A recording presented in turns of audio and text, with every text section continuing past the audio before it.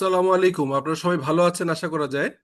So আমরা সাজিদুল আজকে কততম ক্লাস ইয়েতে? সিক্স না সেভেন? সিক্স ক্লাস আজকে ইয়ের পিএফএস এর।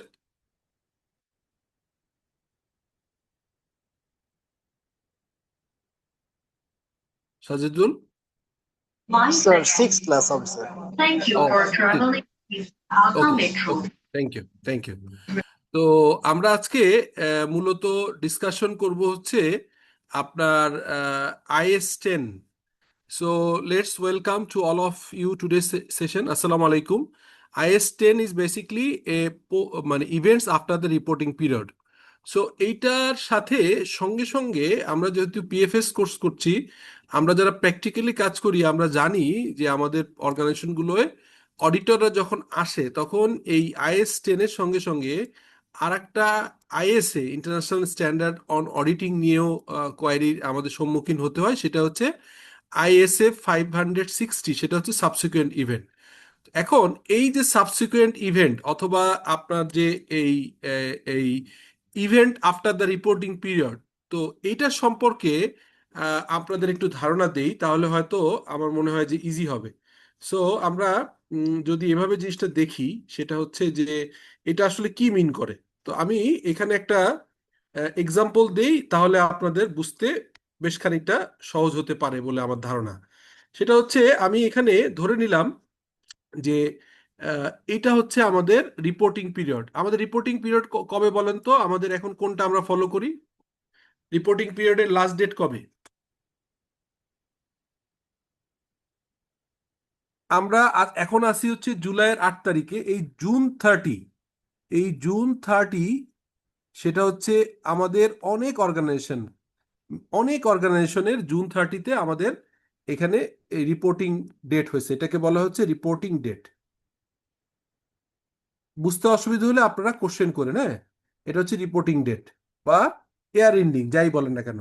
আচ্ছা, তো এরপরে এই যে আপনার টাইম লাইন, এই টাইম লাইনের ভিতরে একটা জিনিস আমাদের খুব ইম্পর্টেন্ট, সেটা হচ্ছে এইটা এইটা আমাদের রিপোর্টিং ডেট। আমাদের এফএস মানে ফাইন্যান্সিয়াল স্টেটমেন্ট, এফএস মানে ফাইন্যান্সিয়াল স্টেটমেন্ট অথেন্টিকেটেড হয় হচ্ছে একটা সময়। অথেন্টিকেটেড হয় এটা কোন সময় হয় বলেন তো? এফএসটা কখন হচ্ছে অথেন্টিকেট হয়? বোর্ড অফ ডিরেক্টরের মিটিং এ। আর এই ফাইন্যান্সিয়াল স্টেটমেন্টটা অ্যাপ্রুভ হয় কোথায়? এনিওয়ান বলেন তো, কোন জায়গাটাতে এসে ফাইন্যান্সিয়াল স্টেটমেন্ট অ্যাপ্রুভাল হয়?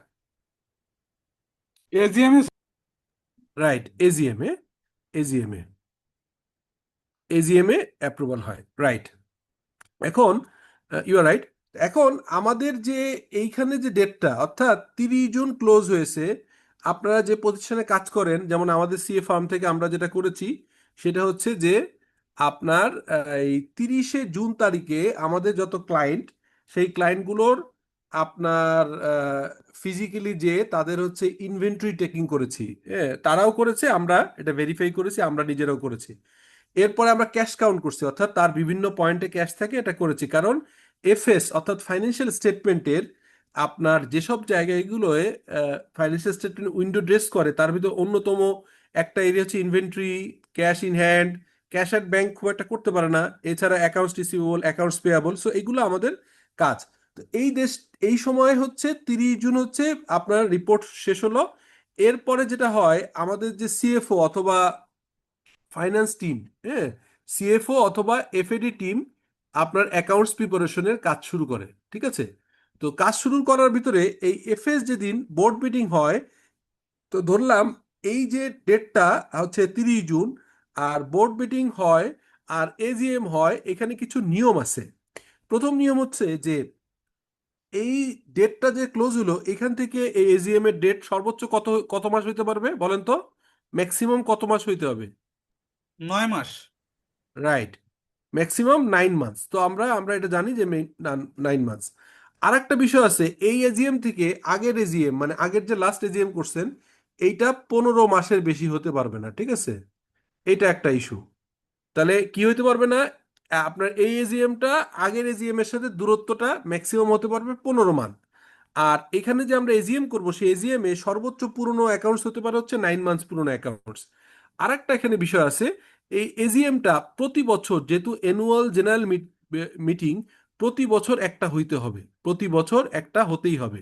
তো যদি কোনো কারণে এইটা আমি ধরে নেই 30 জুন, আর এই বোর্ড মিটিংয়ে অ্যাপ্রুভাল হয়েছে ধরলাম হচ্ছে যে আপনার মে মে 30 ধরলাম, আর সাধারণত এরপরে নোটিশ দেয়, বোর্ড মিটিং হওয়ার পরে নোটিশ দেয়, ধরে নিলাম এজিএমটা হচ্ছে জুনের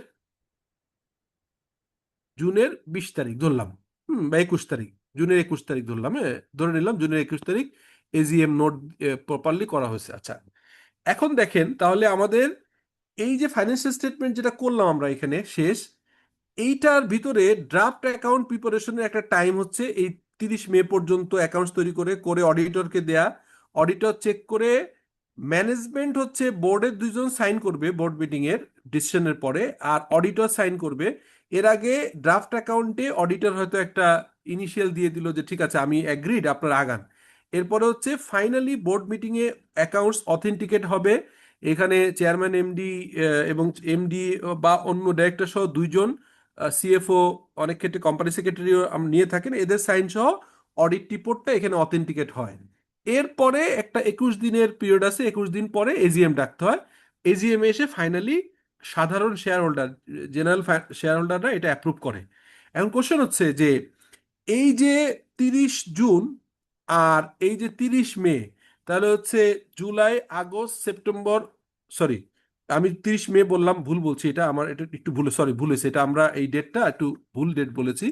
জুন তো আমি ডিসেম্বর ধরে আগাচ্ছিলাম, জানুয়ারি ধরে আগাচ্ছিলাম, এটা আমাদের হবে আসলে 5 মাস। তাহলে 5 মাস যদি হয় তাহলে June, July, August, September, October ধরলাম, এটা অক্টোবর ধরলাম, সরি আমি একটু ভুল বলছিলাম, আপনারা একটু একটু কারেকশন করে নেন। অক্টোবর, হ্যাঁ, তো অক্টোবর যদি হয় তাহলে আমি ধরলাম যে অক্টোবরের 30।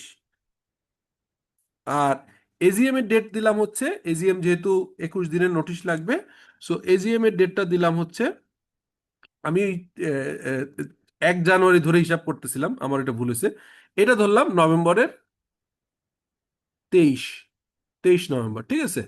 তাহলে এই বোর্ড মিটিং পর্যন্ত যত ঘটনা ঘটে, আমার অ্যাকাউন্টস ক্লোজ হয়ে গেছে 30 জুন, আর বোর্ড মিটিং অক্টোবরের 30, এই সময়টা জুলাই, আগস্ট, সেপ্টেম্বর, অক্টোবর, এই 4 মাস, এই 4 মাসের ভিতরে ফাইন্যান্সিয়াল স্টেটমেন্টের কিন্তু অনেক ধরনের পরিবর্তন আসতে পারে। সেই ঘটনাগুলোকে নিয়েই হচ্ছে এই ঘটনাগুলো, এই যে আপনার অ্যাকাউন্টস ক্লোজিং এর ডেট থেকে আপনার বোর্ড মিটিং পর্যন্ত এই সময়টাকে বলা হয় হচ্ছে ইভেন্ট। এটা হচ্ছে কি কি ঘটনা হইতে পারে, এই ইভেন্টগুলো আফটার দ্য রিপোর্টিং পিরিয়ড। এই রিপোর্টিং পিরিয়ড হচ্ছে এখান থেকে এখানে, এই বোর্ড মিটিং এর পরে আর কোনো এখানে কারেকশন বা কোনো অ্যাডজাস্টমেন্ট, নন অ্যাডজাস্টিং ইভেন্ট কিচ্ছু করা যাবে না। যত ঘটনা যা কিছু আপনার কনসিডার করার অডিটর এবং আপনারা করতে পারবেন, ম্যানেজমেন্ট এবং অডিটর, সেটার হচ্ছে আপনার রিপোর্টিং ডেট হচ্ছে 30 জুন, এখান থেকে 30 অক্টোবর পর্যন্ত এই সময়টাকে বলা হয় আফটার দ্য রিপোর্টিং পিরিয়ড। সেই সময়ের যে ঘটনাগুলো, সেই ঘটনাগুলোর কিছু কিছু অ্যাডজাস্টিং ঘটনা, কিছু কিছু নন অ্যাডজাস্টিং ঘটনা। সো কোনটা অ্যাডজাস্টিং কোনটা non adjusting, it is clearly mention in the IS-10, এবং এই অনুযায়ী অডিট প্রসেসটা কিরকম হবে এটা বলা আছে ISA, international standard on auditing 560, subsequent event. জিনিসটা কি বোঝা গেল? এখন আমি যে আলাপটা করলাম এটা পুরো বোঝা গেছে? হ্যাঁ স্যার, বুঝতে পারছি। ওকে, তাহলে আমরা এখন শুধু দেখব যে কোনটা অ্যাডজাস্টিং কোনটা নন অ্যাডজাস্টিং, এগুলো নিয়ে আমরা দেখব। হোপফুলি যে আপনারা বুঝতে পারবেন, এটা খুব কঠিন কিছু না, বাট তারপরেও আমাদের ডে টু ডে ইয়েতে খুব লাগে, আমরা এটা আজকে করব। আজকে যেহেতু আমাদের 6 ক্লাস, আমরা আরো 4টা ক্লাস পাবো, এর ভিতরে ট্যাক্সের ক্লাস বোধহয় একটা হয়েছে, বাট এখন যেহেতু আপনার ফাইন্যান্সিয়াল স্টেটমেন্টের ইয়ে চলে আসছে, মানে ক্লোজিং হয়েছে, আমি ট্যাক্সের চেঞ্জ নিয়ে এবং ভ্যাটের চেঞ্জ নিয়ে আপনাদের এই এই কোর্সের ভিতরে আমরা ক্লাস নিব। সংখ্যায় ক্লাস দু একটা বাড়তে পারে, আমি সবসময় যেটা হয় 10টা ক্লাসের 10টা করতে পারি না, দু একটা বেশি হয়ে যায়, এটা তো হবেই, এটা আমরা আর এবছরে ঈদের ছুটি হওয়ার কারণে একটা লম্বা সময় গ্যাপ গেছে। তো এখানে এক্সপ্লেইন হচ্ছে IS-10, এখানে একটা এক্সাম্পল দিয়েছি, এক্সাম্পল হচ্ছে introduction. Imagine the following scenario, XYZ limited financial year end 31 December. হ্যাঁ, এটা আমি যেহেতু টেকনোলজি ইউজ করেছি, হ্যাঁ, টেকনোলজি ইউজ করেছি হচ্ছে চ্যাট জিপিটি এবং ক্লড, সেখানে তারা সাধারণত তাদের ফাইন্যান্সিয়াল ইয়ার 31 ডিসেম্বর ধরে, এই কারণে আসছে। তো আমাদেরটা আমরা জুন দিয়ে করব, একই কথা যেদিন শেষ হয়। বাংলাদেশের কনটেক্সটে হচ্ছে ব্যাংক, ইন্স্যুরেন্স কোম্পানি এবং ফরেন কোম্পানিগুলোর এখনো 31 ডিসেম্বরে ইয়ার এন্ড আছে। তো যাই হোক, এবার আবার সংসদে আমাদের বিরোধী দলীয় নেতা উনি বলছেন যে আমাদের সমস্ত ফাইন্যান্সিয়াল ইয়ারগুলো জানুয়ারির থেকে ডিসেম্বর করবার জন্য একটা, আমি পত্রিকায় একটা নিউজ দেখলাম এনিওয়ে। তো সেই অনুযায়ী দেখেন, ফাইন্যান্সিয়াল ইয়ারের এন্ড হচ্ছে 31 December 2025। The financial statement were approve, মানে হচ্ছে এইটা হচ্ছে অথেন্টিকেটেড হয়েছে হচ্ছে March 2026। Between this 2 days several important events occurred. এর ভিতরে অনেকগুলো ঘটনা ঘটতে পারে। আমরা এটা অলরেডি কি হতে পারে, question, should this event effect the financial statement. এখন আপনাদের কাছে কোশ্চেন আমার, যে একটু আগে বললাম যে event after the reporting period, তাহলে এটা কি ফাইন্যান্সিয়াল স্টেটমেন্ট ইম্প্যাক্ট ফেলবো কি ফেলবো না?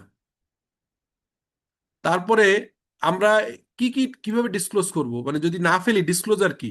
Should the auditor revise the audit report? এইগুলো দেখে কি অডিট রিপোর্ট রিভাইজ করবে? So what are the content? Accounting standard, international accounting standard 10 provides the accounting answer, and ISA international standard on auditing provides the auditing standard. So আমরা এটা দেখলাম। ডেফিনেশনটা আমি already event after the reporting date বলেছি, according to IS 10, events occurring between the ending of the reporting period and the date of the financial statement authorized to issue। এই যে authenticated বললাম, মানে বোর্ড মিটিং এ হচ্ছে authorised to issue, এটাকেই BOD meeting যেটা, এটাই হচ্ছে মূলত আপনাদের অথরাইজড টু ইস্যু, মানে ফর দ্য কোম্পানিজ। ঠিক আছে, আমরা এটা দেখলাম।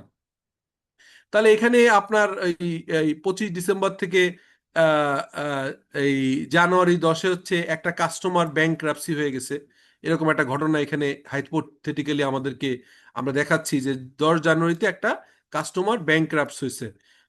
15 ফেব্রুয়ারি একটা ফ্যাক্টরিতে, অনেকগুলো ফ্যাক্টরি, একটা ফ্যাক্টরিতে আগুন ধরেছে। ঠিক আছে, তারপরে মার্চের 25 তারিখে board of director FS K approve করছে। তো এটা হচ্ছে বা অথেন্টিকেট করছে, এটা অ্যাপ্রুভ না বলে এটাকে আমরা বলতে পারি অথরাইজ ফর ইস্যু। এখানে আমরা যে শব্দটা ইউজ করেছি এটাই হচ্ছে অথরাইজ ফর ইস্যু। এটাই হচ্ছে মোর অ্যাপ্রোপ্রিয়েট, কারণ এজিএম এ অ্যাপ্রুভ হয়। এজিএম এর ডেটটা এখানে ইম্পর্টেন্ট না, কারণ এই বোর্ড মিটিং পর্যন্তই মূলত আমাদের ঘটনা। ঠিক আছে, এর বাইরে আমাদের কোনো কিছু, এর পরেরটা আর আসলে আমাদের হাতের ভিতর থাকে না। সো অথরাইজ টু ইস্যু আমরা দেখলাম যে এটা হচ্ছে অথরাইজ টু ইস্যু বলে অফ এফএস, তারপর ফাইন্যান্সিয়াল স্টেটমেন্ট ইস্যু। তো আমরা IS 10 এর অবজেক্টিভ আমরা বুঝেছি, এটা নিয়ে কোনো সমস্যা নেই। স্কোপ হচ্ছে সাবসিকুয়েন্ট ইভেন্ট, গোয়িং কনসার্ন। অনেক সময় এমন হইতে পারে যে এই ডেটের ভিতরে 25 সালের 31 ডিসেম্বর থেকে আপনার এই যে যে সময় বোর্ড মিটিং এ এটা অ্যাপ্রুভ হলো, এই সময়টার ভিতরে ইভেন কোম্পানি ব্যাংক্রাপসি হয়ে যেতে পারে, মানে কোম্পানি আপনার বন্ধ হয়ে যেতে পারে, এরকম ঘটনাও ঘটতে পারে। তো সেই ঘটনাও কিন্তু গোয়িং কনসার্নের ইস্যু, সেটাও কিন্তু আমাদের এখানে বলবার বা বুঝবার একটা ইস্যু আছে। তো আমরা এটা দেখব যে কি কি ঘটনা ঘটতে পারে। সো এখানে আমরা দেখলাম যে গোয়িং কনসার্ন, ডিভিডেন্ড ডিক্লেয়ার হয়। তো ডিভিডেন্ড ডিক্লেয়ার তো বোর্ড মিটিং এর থেকে হচ্ছে অথেন্টিকেট হয়, ফাইনালি এজিএম এ যায়। তো এটা আপনার একটা ঘটনা, বাট এটা এই ডিভিডেন্ডের ইস্যুটা হচ্ছে রেগুলার, এটা আপনার পোস্ট ব্যালেন্স শিট কোনো ইম্প্যাক্ট নাই, কারণ এটা তো আপনার রেগুলারই প্রতি বছরই এই ঘটনাই ঘটবে। কি ঘটনা ঘটবে? আপনি যেই বছরের ডিভিডেন্ড, এটা কি হয় ঘটনা, আপনি 2000, এখানে 24-25 যদি হয়, বা এখানে 25 সালই আছে, এটা যেহেতু 25 সাল মানে জানুয়ারি ডিসেম্বর 25। তো এই ডিভিডেন্ডটা, এই বছরের ডিভিডেন্ড ডিক্লেয়ার হবে, বোর্ড মিটিং এ হচ্ছে এটা রিকমেন্ড করবে, এজিএম এ অ্যাপ্রুভ হবে, তারপরে 2 মাসের ভিতরে ডিসবার্সমেন্ট হবে। So dividend is always automatically post balance, এটা নিয়ে কোনো কোশ্চেন নেই, এটা নিয়ে কোনো অ্যাডজাস্টমেন্টের ইস্যু নেই। এটা প্রতি বছরের পরের, মানে যে বছরের ডিভিডেন্ড পরের বছরের রিটার্ন আর্নিংস এর সাথে এই আপনার change in equity statement adjustment হবে, এটা আমরা জানি। আচ্ছা, এরপরে হচ্ছে টু ইভেন্টস থাকে, দুই ধরনের ইভেন্টস থাকে, এটা আমি বলেছি। একটাকে বলা হয় অ্যাডজাস্টিং ইভেন্ট, আর একটাকে বলা হয় নন অ্যাডজাস্টিং ইভেন্ট। সো অ্যাডজাস্টিং ইভেন্টটা কি বলেন তো, মানে আপনাদের কোনো আইডিয়া আছে যে কোনগুলো অ্যাডজাস্টিং ইভেন্ট হতে পারে আর কোনগুলো নন অ্যাডজাস্টিং ইভেন্ট হতে পারে? এখানে দুইটা ঘটনা, একটা হচ্ছে যে অ্যাডজাস্টিং, একটা হচ্ছে নন অ্যাডজাস্টিং। তো অ্যাডজাস্টিংটা কি, এটা কোনো আইডিয়া আছে যে কোনটা অ্যাডজাস্টিং হতে পারে?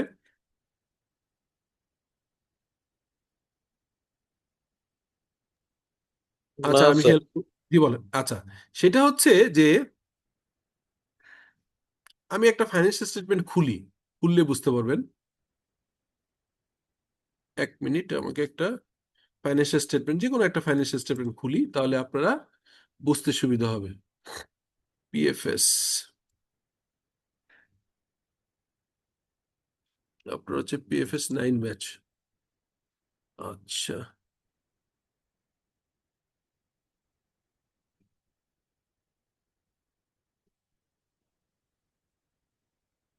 এইখানে আমি দেখা যাচ্ছে যে আমি অলিম্পিকে একটা ফাইন্যান্সিয়াল স্টেটমেন্ট যে খুলেছি, দেখা যায়।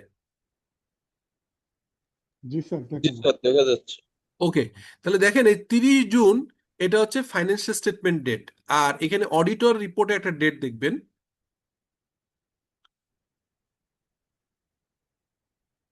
এই যে এটা হচ্ছে অক্টোবর 30, 2000। আমি যে অক্টোবর ধরেছি লাকিলি মিলে গেছে। এই অক্টোবরের 30, 2024, এটা যেহেতু হচ্ছে আপনার জুলাই জুন ডেট, আপনারা দেখতেই পাচ্ছেন যে ফাইন্যান্সিয়াল স্টেটমেন্টে একটু পরে দেখবেন যেটা আপনার 30 জুন 2024। আর আপনার এটা আসলে এটা 30 জুন 2023, মানে 23-এর মানে এটা শুরু হচ্ছে আপনার 1 জুলাই 2024, 2023 থেকে 30 জুন 2024-এর ফাইন্যান্সিয়াল স্টেটমেন্ট, এক বছরের আগের আগের ইয়ার কম্পারেটিভ ফিগার। যেহেতু 30 জুন শেষ হয়েছে, এর ভিতরে 9 মাস পাবে, এবং প্রতি বছরে একবার যেহেতু করতে হয়, যেন 30 অক্টোবর হচ্ছে বোর্ড মিটিং এর ডেট। এটা কিভাবে বুঝলাম? এই বোর্ড মিটিং এর ডেটে যখন আপনার এটা অ্যাপ্রুভাল অথেন্টিকেট করলো, আগে ওইটা খুব নিয়ম না থাকলেও নতুন করে ফাইন্যান্সিয়াল রিপোর্টিং কাউন্সিল একটা ডেট দিয়েছে যে এই বোর্ড অফ ডিরেক্টরের যেদিন এটাকে অথরাইজ করবে, তার থেকে এই অডিট রিপোর্টের ডেট কতদিন পরে হইতে পারে আপনারা জানেন? এটা আইডিয়া আছে কতদিন পরে হতে পারে বলেন তো? 21 দিন স্যার। না, এটা হচ্ছে এই ইন্ডিয়াতে আছে 60 দিন। আমরা এটা বলেছিলাম যে অটলিস্ট বাংলাদেশ 60 দিন করার জন্য, কিন্তু এফআরসি যে নতুন ইয়েটা দিয়েছে সেটাতে 15 দিন বলেছে। তো তার মানে হচ্ছে বোর্ড অফ ডিরেক্টর যখন, আমি তো অডিটররা আপনার কাজ শুরু করলাম, যদিও এটা ঠিক না, অনেক সময় দেরি হতে পারে, কারণ বোর্ডের ডিরেক্টররা যদি দেশের বাইরে থাকে, অন্য জায়গায় যায়, তাহলে এই বোর্ড অফ ডিরেক্টররা এটা সাইন করলো যে ডেটে, অডিটরের কাছে আসলো, অডিট ফাইনালি এটা প্রিন্ট করলো, অডিট রিপোর্ট ড্র করলো, ডিভিএস জেনারেট করলো, এই সব কিছু মিলে 15 দিনেরও গ্যাপ বেশি হতে পারে। বাট তর্কের খাতিরে ধরে নিচ্ছে এফআরসি 15 দিন জেনারেল কেসে এক্সাম দিয়েছে। এছাড়া টাইম টু টাইম কোনো স্পেশাল কেস যদি হয়, তাহলে আমরা অডিটররা এফআরসির সঙ্গে যোগাযোগ করে বা আইসিবির সঙ্গে যোগাযোগ করে এই ডেটটা হয়তো একটু ফ্লেক্সিবল হলেও হতে পারে, সার্কমস্টেন্স যদি ওইভাবে ওরকম কিছু হয়। তো যাই হোক, আমরা বুঝতে পারলাম যে অডিট রিপোর্টটা এই যে বোর্ড অফ ডিরেক্টরের রিপোর্টের 15 দিনের ভিতরে হওয়াটাই হচ্ছে বাঞ্ছনীয় বা যৌক্তিক, মানে যৌক্তিক না, মানে আপাতত আইনি ভাবে বলছে, তো করতে হবে সেটা। তো যাই হোক, আমরা যেটা বুঝলাম যে এটা হচ্ছে, আমরা অডিটর রিপোর্ট সম্পর্কে একটা এক্সট্রা তথ্য দিলাম, বাট এই বোর্ড অফ ডিরেক্টর এটাই হচ্ছে আমাদের অথরাইজ ইস্যু। এখন আপনি আসেন, এইখানে এই ফিগারগুলো সব 30 জন। তো 30 জনের এইখানে একটা ইনভেন্টরি আছে, আপনি দেখবেন এখানে ইনভেন্টরি আছে, যেহেতু এটা ম্যানুফ্যাকচারিং কোম্পানি, আপনি অ্যাসেটের ভিতরে কারেন্ট অ্যাসেট এই যে ইনভেন্টরি পাবেন। ইনভেন্টরি এখানে আছে হচ্ছে, ফিগারটা কি থাউজেন্ডে দেখি, ফিগারটা হচ্ছে ইন অ্যামাউন্ট ইন থাউজেন্ড বলে নাই। আচ্ছা যাই হোক, তাহলে এটাই ফুল ফিগার। তাহলে এটা যদি ফুল ফিগার হয়, তাহলে ইনভেন্টরি আছে হচ্ছে লক্ষ কোটি, 173 কোটি টাকার ইনভেন্টরি আছে। নোট নম্বর 7, আমি নোট নম্বর 7-এ চলে যাচ্ছি, আপনাদের প্র্যাকটিক্যালি জিনিসটা বুঝিয়ে দিচ্ছি, আশা করা যায় আপনারা ক্লিয়ারলি বুঝতে পারবেন। নোট নম্বর 7-এ যাই। এই দেখেন আইএস চেক লিস্টে কিন্তু এই যে post balance sheet event after the balance sheet report, এটা কিন্তু আইএস 10 ফলো করতে হবে, এটা ম্যান্ডেটরি, সব আইএসই ম্যান্ডেটরি ফর দ্য ম্যানুফ্যাকচারিং এর জন্য, যেটা প্রযোজ্য। দু একটা ধরেন ইন্স্যুরেন্সের যে IS 17, এটা হয়তো এখানে IFRS 17 এখানে অ্যাপ্লিকেবল হবে না, বাট যেগুলো রিলেভেন্ট সবগুলোই অ্যাপ্লিকেবল হতে হবে। আমরা নোট 7-এ চলে যাই, তাহলে আমাদের পোস্ট ব্যালেন্স শিট ইভেন্টের ইস্যুটা আমি বুঝাই বলতে পারবো। আচ্ছা, এখানে দেখেন, দেখা যাচ্ছে? হ্যাঁ স্যার, দেখতেছি। Okay, thank you. এখন দেখেন এখানে আপনার ইনভেন্টরি আছে ম্যাটেরিয়াল, তারপরে আছে ইন ট্রানজিট, মানে ইম্পোর্ট করতেছেন, ইন ট্রানজিটে আছে, তারপরে আছে হচ্ছে work in progress, finish good, আর স্পেয়ার পার্টস, এবং হচ্ছে স্টোরস। এখন যে কোনো একটা ইনভেন্টরি, এটা র মেটেরিয়াল ইনভেন্টরি অথবা এখানে ফিনিশ গুড ইনভেন্টরি, যে কোনো একটা ইনভেন্টরি ধরলাম 10 কোটি টাকার, এর ভিতর 10 কোটি বা 2 কোটি, আরো কমায় ধরলাম 2 কোটি টাকার ইনভেন্টরি ছিল একটা জায়গায়। এটা আগুনে পুড়ে গেছে, এটা আগুনে আগুনে ফায়ার হয়েছে, মানে ফায়ারে পুড়ে গেছে, ঠিক আছে? তো এখন আগুনে যে পুড়ে গেছে, এখন এই 2 কোটি টাকার যে ক্ষতিটা হলো, এইটা 30শে জুনের অডিটের স্টেটমেন্টে আমি কাজ করছি, বাট ফাইনাল হচ্ছে অক্টোবরের 30। তাহলে যা 30শে জুনের পরে আর 30 অক্টোবরের আগে, ইন বিটুইন একটা সময়, ধরে নিলাম যে সেপ্টেম্বরের 5 তারিখে একটা ওয়্যার হাউসে আগুন লেগে 2 কোটি টাকার ইনভেন্টরি পুড়ে গেল। এই 2 কোটি টাকার ইনভেন্টরি যে পুড়ে গেল, সেটা কি আমরা এখান থেকে কমিয়ে দেখাবো নাকি দেখাবো না? এটা হচ্ছে আমার কোশ্চেনটা বুঝতে পারছেন? হ্যাঁ, দেখানো যাবে। না, দেখানো যাবে কি যাবে না, এটা স্ট্রেট অ্যাওয়ে অ্যান্সার করা যাবে না। এখানে একটা জিনিস খেয়াল রাখতে হবে, এটাকে বলা হয় যে একটা ক্ষতি, একটা লাভ, একটা ক্ষতি বা এক্সট্রাঅর্ডিনারি কোনো একটা অ্যাক্টিভিটিস যেটা ব্যালেন্স শিট ডেটের পরে এবং বোর্ড মিটিং এর আগে, অর্থাৎ অডিট রিপোর্ট ইস্যুর আগে, ইন বিটুইন টাইমে ঘটেছে, এরকম যদি কোনো ঘটনা ঘটে, সেটা ব্যালেন্স শিটে আমি অ্যাডজাস্টমেন্ট করব নাকি নোট দিব, এটা ডিপেন্ড করে হচ্ছে ওইটার ইন্ডিকেশন ওই ডেটে, ব্যালেন্স শিট ডেটে ছিল কিনা। তার মানে ইনভেন্টরি পুড়ে গেছে, এরকম নিশ্চয়ই কোনো ইন্ডিকেশন বা কোনো রকম কোনো হচ্ছে যে সিমটম বা কোনো কিছু 30 জুনে থাকার কথা না। কারণ ইনভেন্টরি পুড়ে যেতে পারে, এরকম যদি কিছু আমাদের মাথায় থাকে বা এরকম কোনো ভার্নারেবল হয় বা যদি জানি যে কেউ আগুন দিবে, তাহলে তো আমরা নিশ্চয়ই আগের থেকে সাবধান হয়ে যাব। তো আগুন ধরার মতো ঘটনার কোনো ইন্ডিকেশন ব্যালেন্স শিট ডেটে থাকতে পারে না। এই ঘটনা যেহেতু কোনো ইন্ডিকেশন ব্যালেন্স শিট ডেটে ছিল না, মানে 30 জুনে ছিল না, অতএব আপনার সেপ্টেম্বরের 5 তারিখে যে আগুন ধরলো, এই আগুন ধরার যে 2 কোটি টাকা ক্ষতি হলো, এইটা আমি ইনভেন্টরি এখানে অ্যাডজাস্টমেন্ট করব না। রেদার আমি নোটে আলাদাভাবে মেনশন করব যে এইটা 30 জুনের ব্যালেন্স শিটে এমন একটা ইনভেন্টরি ফিগার আছে যেটার ভ্যালু 17,39,00,000 টাকা। তার ভিতরে 2 কোটি টাকার ইনভেন্টরি, যেটা ব্যালেন্স শিট ডেট শেষ হয়েছে 30 জুন, কিন্তু 5 সেপ্টেম্বরে আগুন লেগে পুড়ে গেছে। পড়ার ফলে এটা ক্ষতিগ্রস্ত হয়েছে এবং ইন্স্যুরেন্স থেকে এই 2 কোটি টাকার খরচ এগের এগেস্টে স্ক্র্যাপ বিক্রি করে আমরা পেয়েছি লেটস সে 5 লাখ টাকা। আর ইন্স্যুরেন্স থেকে পেতে পারি আরো 1.5 কোটি টাকা।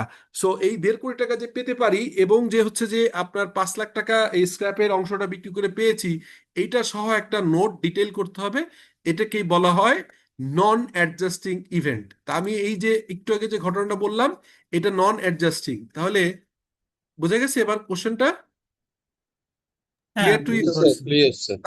তাহলে অ্যাডজাস্টিং কোনটা? তাহলে আপনাদের কোশ্চেন থাকবে যে একটু আগে তো আপনিই বললেন যে অ্যাডজাস্টিং ঘটনা আছে, তাহলে এটা তো নট অ্যাডজাস্টিং একটু আগে, তাহলে অ্যাডজাস্টিং কোনটা? এই হচ্ছে অ্যাডজাস্টিং। সেটা হচ্ছে যে, আবার এখানে যাই, ওই ব্যালেন্স শিটে আবার যাই, তাহলে বুঝতে সুবিধা হবে। আবার এখানে গেলাম, আবার ব্যালেন্স শিটে গেলাম, একটু যাই ব্যালেন্স শিটে, আর একটা এক্সাম্পল দিই, তাহলে বুঝতে পারবেন। কি ক্লাসটা খুব ক্লিয়ারলি বোঝা যাচ্ছে না ভাই? জি স্যার। ওকে, তাহলে আমি এখানে আপনাদের জিনিসটা একটু ক্লিয়ার করি।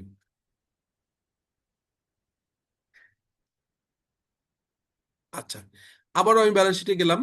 ব্যালেন্স শিটে যে এখানে নিশ্চয়ই আমি বাকিতে সেল করি, তো বাকিতে সেল থাকলে আমার অ্যাকাউন্ট রিসিভেবল থাকবে। আপনি দেখবেন যে এখানে কারেন্ট অ্যাসেটের ভিতর এই যে trade and other receivable note number 8, 7-এর পরে 8-এ গেলেই চলে যেত একবারে আমার, যাই হোক আমি একটু যাচ্ছি কুইকলি, অসুবিধা নেই। এই যে এখানে বোধ হয় 40 পেজে গেলেই হবে। আচ্ছা, এই যে না, এটা হচ্ছে 35 পেজে যাই। ওকে, 35 পেজে আমার 8 নম্বর নোট,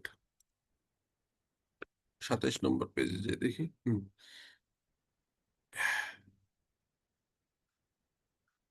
8 নম্বর নোটে আমার যেতে হবে। 4, 5, 6, 7, 8, এই যে। এখন দেখেন, এই যে আমি হচ্ছে যে এখানে গেলাম, এখানে যে দেখলাম যে ট্রেড রিসিভেবল মানে কি বলেন তো? আমি বাকিতে সেল করেছি। তো এই যে বাকিতে সেল করেছি, এরকম আমার হয়তো, আমার তর্কের খাতিরে আপনার আপনার 900 ক্লায়েন্ট আছে, 900 কাস্টমার আছে যারা আমি বাকিতে সেল করি। এই 900 কাস্টমারের টোটাল বাকিটা হচ্ছে এখানে যেটা শো করছে সেটা হচ্ছে 14,18,73,777। তো এই 900 ক্লায়েন্টের ভিতরে দুইজন কাস্টমার যাদের কাছে আমি পাই 6 লাখ প্লাস 7 লাখ, 13 লাখ টাকা আমি পাই তাদের কাছে। এই দুইজন কাস্টমার আপনার আগের থেকেই বুঝতেছি যে টাকাটা সে নিয়মিত দিচ্ছে না, দেরি করতেছে, তার ব্যবসা বন্ধ বন্ধ ভাব, তারপরে তার হচ্ছে যে ব্যাংক লোনে অলরেডি ডিফল্ট হয়েছে, বিভিন্ন ইন্ডিকেশন আছে। এটা আমি 30শে জুনেই জানি যে এই দুজন কাস্টমারের টাকাটা আমার না পাওয়ার একটা চান্স আছে। ফাইনালি আপনি এসে আপনার অক্টোবরের 30 তারিখে আপনার রিপোর্টিং ডেট, তো অক্টোবরের 3 তারিখে জানতে পারলেন ওই দুই কাস্টমার দেশের বাইরে চলে গেছে, অথবা একজন দেশের বাইরে চলে গেছে, আরেকজন আপনার ব্যাংক্রাপসি হয়ে গেছে, মানে দেউলিয়া হয়ে গেছে। আপনি আর এই 13 লাখ টাকার 1 টাকাও পাবেন না। এবার আসেন, এইটা কি অ্যাডজাস্টিং ইভেন্ট নাকি নন অ্যাডজাস্টিং ইভেন্ট বলেন তো এবার। এটা মনে হয় অ্যাডজাস্টিং স্যার। ইয়েস, এটা অ্যাডজাস্টিং, কারণ যেদিন ব্যালেন্স শিট ডেট অর্থাৎ 30 জুনের থেকেই আমি জানতাম যে আমার 900 কাস্টমারের কাছে আমি টোটাল পাই 14,18 লাখ টাকা, তার ভিতরে দুইজন কাস্টমার আসলেই প্রবলেমে আছে, তাদের টাকা নাও পেতে পারি, এরকম একটা সন্দেহ ছিল। ফাইনালি এসে আমি ব্যালেন্স শিটের ডেট ক্লোজ হয়ে গেছে 30 জুন, কিন্তু অক্টোবরের 3 তারিখে এসে জানতে পারলাম দুইজনই নিশ্চিত হয়েছে এই টাকাটা আর দেবে না। তখন যেহেতু ইন্ডিকেশন আগেই ছিল, একটা ক্লু ছিল, ক্লু, অথবা আপনার একটা ল্যান্ড ছিল, ল্যান্ডটা নদী ভাঙনে ভাঙতেছিল, আপনার এই নদীর পাশে আপনার ল্যান্ড, আপনার কন্টিনিউয়াসলি নদী ভাঙতেছে, এরকম একটা ইন্ডিকেশন ছিল। সেই নদীর আপনার হচ্ছে কি হলো, আপনার ইয়ে ছিল, জমির যে সংখ্যা, আপনার অ্যাসেটের শিডিউল, সেখানে ধরেন 5 বিঘা বা সরি 50 বিঘা জমি আছে, তার একটা জায়গা ছিল 2 বিঘা, যেটা আপনার নদীর পাশে এবং নদী ভাঙন প্রবণ এরিয়া, ওইটা আপনার রাখছিলেন যে সামনে ফ্যাক্টরি করবেন, কিন্তু পরে আর করেন নেই। 2 বিঘা জমি আছে, ওইটা নদীতে ভেঙে চলে গেছে। যেহেতু এটার ইন্ডিকেশন আগে ছিল, ওইটাও একটা অ্যাডজাস্টিং ইভেন্ট। তাহলে এই যে অ্যাডজাস্টিং আর নন অ্যাডজাস্টিং, এই যে IS-10-এ ইভেন্টস আফটার রিপোর্টিং ডেট, এটা ডিপেন্ড করে এটার ইন্ডিকেশন ব্যালেন্স শিট ডেটে ছিল কি ছিল না। যদি থাকে তাহলে এটা ই হবে। তাহলে দেখেন, আমি তো অলরেডি প্র্যাকটিক্যালি বুঝিয়ে দিয়েছি, তারপরে পড়ি। Two types of events. This is the most important part. কি হচ্ছে adjusting event definition? Every events providing evidence, এই যে events providing evidence of condition existing in the reporting date. Reporting ডেটে একটা এভিডেন্স ছিল যে এটা আপনার কি হইতে পারে, এভিডেন্স রিপোর্টিং ডেটেই একটা আপনার এই সম্ভাবনা ছিল যেটা নষ্ট হতে পারে। যেমন accounting treatment, adjust the financial statement, আপনার এইটা পুরোটাই হতে পারে। তো এই এই এই ঘটনাটাই আমরা এখানে বলে দিলাম যে যদি ইন্ডিকেশন থাকে তাহলে আমরা এটা করব। একটা এক্সাম্পল এখানে আমি এটা দিয়েছিলাম, এখানেও আছে এক্সাম্পল। ইয়ার এন্ড 31 ডিসেম্বর 2025, এখানে কিন্তু এই যে এখানে আছে আপনার দেখবেন যে এখানে একটা কাস্টমার, এই যে ব্যাংক্রাপসি হয়েছে, একজন কাস্টমার ব্যাংক্রাপসি হয়েছে, এইটাই এখানে এক্সাম্পল আকার আছে। দেখেন টোটাল রিসিভেবল ছিল 20 মিলিয়ন বিডিটি, 20 মিলিয়ন মানে হচ্ছে 2 কোটি টাকা। 15ই জানুয়ারি 2026, হ্যাঁ, 2026-এ customer become become bankrupt. Investigation reveals that কি হয়েছে, আপনার 30 ডিসেম্বরে মাত্র 15 দিনের পরে investigation reveals that the customer had severe financial problem before year end. তার কাস্টমার বছর শেষ হওয়ার আগেই আপনি সিভিয়ার প্রবলেম পেয়েছিলেন। তাহলে কোশ্চেন যে এটা কি অ্যাডজাস্টিং, আপনারা এখন বলেন এটা কি অ্যাডজাস্টিং নাকি নন অ্যাডজাস্টিং, বলেন তো কি হবে? ইন্টারেস্টিং। এটা অ্যাডজাস্টিং, কারণ এই যে কাস্টমার ইন্ডিকেশন ছিল, ইয়েস ইট ইজ অ্যাডজাস্টিং। কেন? রিজনটা কি? রিজনটা কি বলেন? রিজনটা হচ্ছে এই, রিজনটা হচ্ছে এই যে আমার এই যে দ্য ফাইন্যান্সিয়াল, এই কোম্পানিটা অলরেডি ফাইন্যান্সিয়াল ডিফিকাল্টিজে ছিল, অতএব এই কারণে এটা হবে। তাহলে আপনি এখানে ফাইন্যান্সিয়াল ডিফিকাল্টি ছিল, এখন অ্যাকাউন্টিং এন্ট্রি হবে কি, ইম্পেয়ারমেন্ট লস, বা আমরা যেটাকে বলি হচ্ছে আহ, আহ, এই কি এটাকে বলি ডাউটফুল ডেট, না ব্যাড ডেট, ব্যাড আমরা বলি ডেট। হ্যাঁ bad debt. Bad debt debit, আর হচ্ছে ক্রেডিট হচ্ছে অ্যাকাউন্টস রিসিভেবল, মানে অ্যাকাউন্ট রিসিভেবল কমায় ফেললাম। রাইট? বুঝে গেছে? স্যার জি বলেন। এইটা যে 30 জনের ভিতর ইন্ডিকেশন থাকতে হবে, এর কি কোনো লিখিত প্রমাণ থাকা দরকার আছে যে 30 জনের ভিতরে এটি ইন্ডিকেশন আছে? আসলে এই জায়গাটাতে হয় কি, ধরেন এই এটা একটু কঠিন যে আপনি যে কোশ্চেনটা করছেন, আপনার কাস্টমার যে এরকম খারাপ আছে এটা লিখিত থাকাও কঠিন, কারণ আপনার যারা সেলসের লোকজন থাকে তারা তো আপনাকে সবসময় রাইট পিকচার নাও দেয়, বাট একটা জিনিস থাকে যে ওই কাস্টমারটা কত পুরনো বাকি, দেরি করে দিচ্ছে কি দিচ্ছে না, টাকাটা ঝুলায় রাখছে কিনা, এটা একটা ইন্ডিকেশন থাকতে পারে, বাট লিখিত হওয়াটা জরুরি না। আপনি এটাকে যদি বলেন তাহলে এটা চেক করবে অডিটর। মানে আপনি একটা ক্লেম করবেন, রিয়েল ক্লেম করবেন, সেটা টিকবে কি টিকবে না এটা কিন্তু অডিটর দেখবে। আর টু সাম এক্সটেন্ট অডিটরের বাইরে এখন তো এফআরসিও এগুলা দেখে, ফাইন্যান্সিয়াল স্টেটমেন্ট চায় আপনাদের কাছে। সো নট নেসেসারিলি যে এটা আপনার একদম লিখিত থাকতে হবে, এটা জরুরি না। এটা আপনার টু সাম এক্সটেন্ট একটা, যেটাকে বলা যায় হচ্ছে যে আপনি একটা ক্লেম করলেন, সেটার কিন্তু অবশ্যই এটাকে আপনার আন্দাজে আপনাকে বললেই হবে না, আপনাকে এটা কিন্তু প্রুভ করতে হবে। সেই প্রুফটা ডেফিনেটলি আপনি অডিটরের সামনে আপনার আসতে হবে, ঠিক আছে? বাট স্যার যে ডকুমেন্টটা জার্নাল এরকম। এন্ট্রিটা করলেন স্যার, এটা তো নিশ্চয়ই 30 জুনের পরের জার্নাল এন্ট্রি, হ্যাঁ তাই না? হ্যাঁ হ্যাঁ, এটা হচ্ছে 30শে জুনের আগে, সরি এটা এখানে 30 জুন না, তো এখানে দিছিলাম ডিসেম্বরের এক্সাম্পল।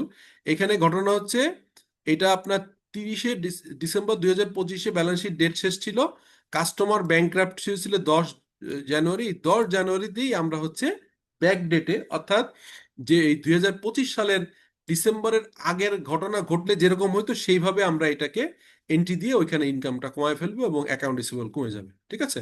স্যার সেক্ষেত্রে অ্যাকাউন্ট রিসিভেবল কমে যাবে এবং খরচটা বেড়ে যাবে তিরিশে জি জুনের ওই জি জি, ইনিশিয়াল এটাকে অ্যাডজাস্টিং, এন্ট্রিতে। এটাকে অ্যাডজাস্টিং এন্ট্রি বলে, ঠিক আছে? ওকে, তাহলে আমরা অ্যাডজাস্টিং নন অ্যাডজাস্টিং দেখলাম। এখন এই নন অ্যাডজাস্টিং এর এক্সাম্পল বলছি একটু আগে, যে আপনার আগুন লেগে গেছে, আগুন লাগলে তো আপনি আগের থেকে এটা কেউ বলতে পারবে না, ঠিক আছে?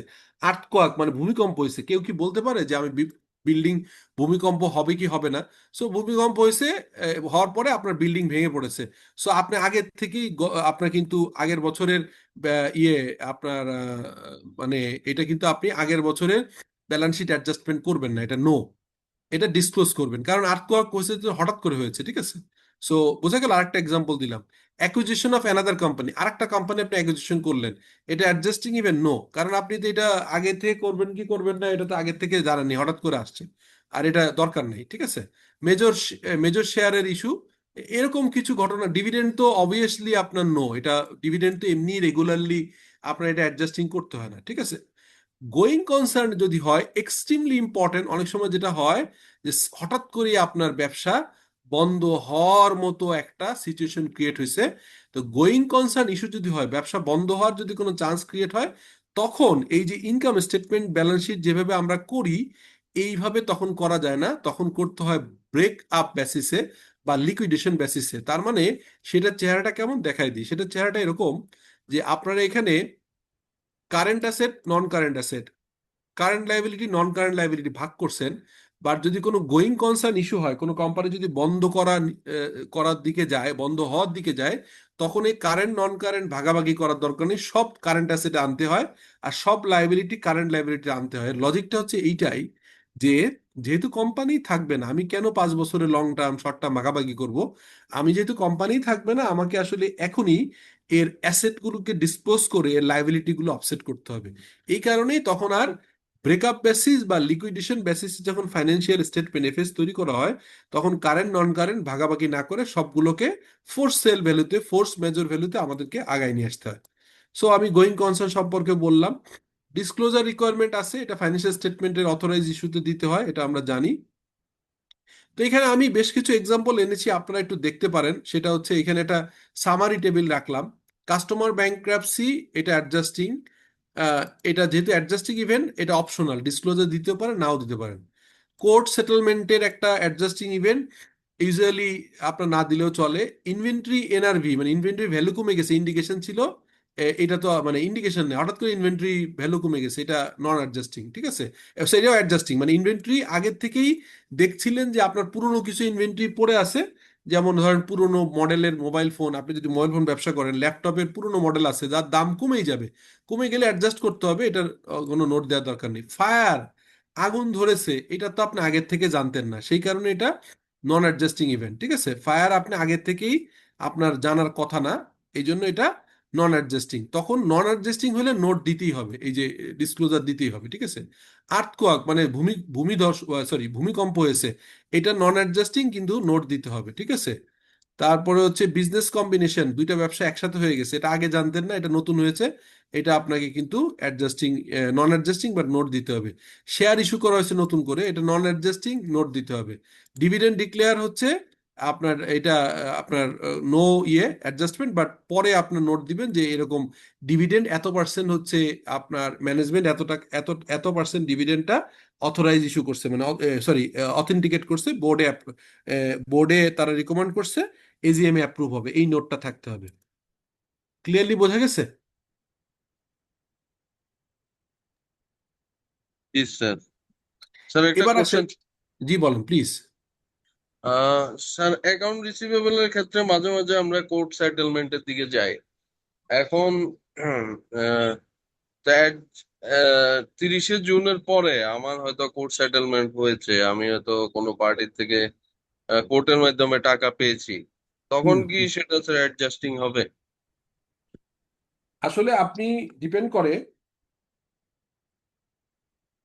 আগে কি ছিল। ধরেন আগে যদি এমন হয় যে আপনি, আপনার এই বাংলাদেশের উদাহরণই দিই, আপনি 30 জুন আপনার হচ্ছে অ্যাকাউন্টস ক্লোজিং এর 30 জুন, এর আগেই আপনি একটা পার্টির টাকা পাবেন না বলে আপনি এরকম করছেন, ব্যাড ডেট করে আপনার হচ্ছে ধরেন লেটসে 5 লাখ টাকা ডেবিট করছেন। আর এখানে মূলত অ্যালাউন্স ফর ব্যাড ডেট হয় প্রথম, আর পরবর্তীকালে allowance for bad debt debit হয়ে 5 লাখ, আর এ আর ক্রেডিট হয়ে যায়।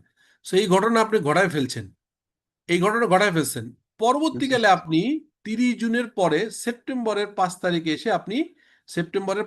এসে কোর্টের মাধ্যমে টাকা পেয়ে গেলেন হচ্ছে এই 5 লাখ অথবা 4.5 লাখ 3 লাখ। তখন তো এটা যেহেতু আপনি এটার ইন্ডিকেশন আগে ছিল, মামলা চলছিল, এটা আপনার অ্যাডজাস্টিং ইভেন্ট হবে। এটা আপনার টাকা পাওয়ার জন্য। আর উল্টাও হইতে পারতো যে আপনি প্রভিশনটা করেন নাই, কিন্তু কোর্টের মাধ্যমে জানতে পারলেন যে টাকা পেতেন 5 লাখ, এখান থেকে আপনি পাবেন 2 লাখ, আর 3 লাখ টাকা ব্যাড ডেপ্ট হবে, সেটাও অ্যাডজাস্টিং ইভেন্ট। অর্থাৎ ইন্ডিকেশন থাকলে সেটা অ্যাডজাস্টিং হবে, রাইট? ওকে। আচ্ছা, এখন নতুন একটা জিনিস, সেটা হচ্ছে আমি কোনো আইএস পড়ানোর সময় এটা পড়াইনি, বাট এই আইএসটার সাথে রিলেটেড থেকে বললাম। আপনি এটা করছেন কি করছেন না, একটু আগে আপনি যেটা বললেন যে কোর্ট কেসের মাধ্যমে সেটেলমেন্ট, এই ঘটনাগুলো আপনি এই আইএসটা ফলো করছেন কি করছেন না, এটা দেখার জন্য আবার অডিটরদের একটা টুলস আছে, সেটাকে হচ্ছে অডিট পার্সপেক্টিভে, এটা একটা আইএসএ আছে, আইএসএ 560। এটা হচ্ছে সাবসিকুয়েন্ট ইভেন্ট, সে দেখবে যে আইএস 10 ম্যানেজমেন্ট এটা কি ঠিকমতো ফলো করছে কিনা। না করলে অডিটর এটাকে কিন্তু আপনার এটাকে অডিটরের ওপিনিয়নে তুলে দিবে, আপনাকে রিকোয়েস্ট করবে যে ভাই এই অ্যাডজাস্টিং দাও, যেগুলো অ্যাডজাস্টিং দেওয়ার কথা দাও, আর যেগুলো অ্যাডজাস্টিং দেওয়ার না এটা নোট দাও, ডিসক্লোজার দাও। আপনি শুনলে ভালো, না শুনলে সে কিন্তু তখন আপনাকে এই অডিট রিপোর্টে কোয়ালিফাইং পয়েন্ট এনে দিবে। এবং অডিটর কি করবে, অডিটর হচ্ছে the auditor must obtain sufficient evidence regarding the event occurring, এই যে আপনার ব্যালেন্স শিট ডেট থেকে বোর্ড মিটিং এর ডেট, বিটুইন ডেটে রিপোর্টিং ডেট এবং অডিট রিপোর্ট ডেট, এর ভিতরে সব তথ্য চাবে। The auditor should read the board meeting, দেখবে যে কোথাও কোনো ক্ষতি টতি হয়েছে কিনা, অডিটরকে বলছে না কিন্তু বোর্ড মিটিং চেক করে, বোর্ড মিটিং এর মিটিং মিনিটস চেক করে দেখবে যে এরকম কোনো ঘটনা ঘটছে কিনা। রিভিউ ম্যানেজমেন্ট অ্যাকাউন্টস, তারা নিজের যে সফটওয়্যারে যে ঢুকে দেখবে যে 30শে জুনের অ্যাকাউন্টস দিছে, এরপরে জুলাই আগস্ট সেপ্টেম্বর অক্টোবর কোনো ডেটের কোনো এখানে অ্যাকাউন্টিং এন্ট্রিতে কিছু হয়েছে কিনা। আচ্ছা, একজন কি আচ্ছা আহ, ঘটনা ঘটছে কিনা, ঠিক আছে। তারপরে অবটেন ম্যানেজমেন্ট, আচ্ছা লিগ্যাল করসপন্ডেন্স, কোনো মামলায় হেরে যাওয়ার চান্স আছে কিনা, কোনো ক্ষয়ক্ষতি হয়েছে কিনা, তাদের যে লয়ার আছে লয়ারকে চিঠি দিয়ে জানতে চাইবে। তারপরে ডিসকাস করবে ম্যানেজমেন্টকে, ম্যানেজমেন্টকে জেনে নিবে, ম্যানেজমেন্টকে কাছে একটা চিঠি নিবে, এটাকে বলা হয় ম্যানেজমেন্ট রিপ্রেজেন্টেশন লেটার, যে না আমাদের কোনো পোস্ট ব্যালেন্স শিট ইভেন্ট নাই, যেটা আমাদের আইদার অ্যাডজাস্টমেন্ট করতে হবে অথবা এটাকে ডিসক্লোজার করতে হবে, ইন দ্য এফএস এর ডিসক্লোজারে ঢুকাইতে হবে, এরকম কিছু আছে কি নাই সেটা ম্যানেজমেন্ট রিপ্রেজেন্টেশন নিতে হয়। Review the subsequent cash collection, আপনি যদি পরবর্তীকালে টাকা পেয়েছে কি পেয়েছে না এটা আপনি ক্যাশ কালেকশনের মাধ্যমে চেক করবেন। সাবসিকুয়েন্ট পেমেন্ট চেক করবেন, আপনার হচ্ছে রিভিউ করবেন প্রেস রিলিজ, আপনার ব্যবসার কোনো ক্ষয়ক্ষতি হয়েছে কিনা, আগুনে পড়ছে কিনা, ইন্স্যুরেন্স কোম্পানির সাথে যোগাযোগ করবেন, রেগুলেটরি অ্যাকাউন্ট অ্যালাউন্স চেক করবেন, মানে রেগুলেটরি অ্যানাউন্সমেন্টগুলো চেক করবেন। সো এইটা যদি হয়, ফাইন্যান্সিয়াল স্টেটমেন্টে যদি এরকম ঘটনা ঘটে যেটা হাইড করেছে ম্যানেজমেন্ট, সেটা যদি ম্যাটেরিয়াল ইভেন্ট হয়, তাহলে এটাকে অডিট ওপিনিয়নে এটাকে আসলে কোয়ালিফাইং পয়েন্ট আকারে আনবে। আর যদি ঘটনাটা ম্যাটেরিয়াল অ্যান্ড পারভাসিভ হয়, তাহলে অ্যাডভার্স ওপিনিয়ন আনবে। আর যদি এমন হয় যে এই ঘটনাটা ঘটছে বাট ম্যাটেরিয়াল না, ইভেন পারভেসিভ তো নাই, ম্যাটেরিয়ালও না, ইমম্যাটেরিয়াল ছোট ঘটনা, তখন সে চাইলে ম্যাটার অফ এমপিসিসে আনতে পারে, অথবা এটাকে কোয়ালিফাই পয়েন্ট হিসেবে ট্রিটমেন্ট নাও করতে পারে। সো এই হচ্ছে আমার আজকের টপিকসের ডিটেইল, এবং অডিটিং অ্যাসপেক্ট থেকেও বললাম।